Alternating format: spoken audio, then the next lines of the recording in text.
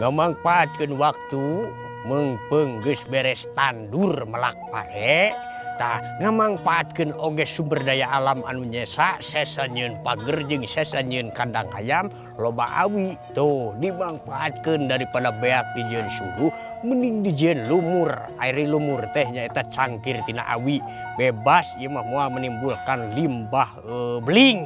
Oh tadi kabayar da geus nyieun boboko nyiru ieu pan bagus ieu teh alami jadi keur kesehatan mah alus. Jadi lamun masak sangu geus asak tuluy diakel dina dulang da eueuh dulangna ge ayeuna mah ayana boboko. Diakel dina boboko supaya si uap-uapna teh leungit. Tah lamun uap-uapna teh kapiceun eta anu menyebabkan diabetes. Tuh ieu teh multifungsi pisan. Ieu kearifan lokal anu ku urang kudu dimumule dan dilestarikan. Tah ieu boboko tuh ieu teh multifungsi. Lamun ti sawah balikna kapanasan kan bisa dipake.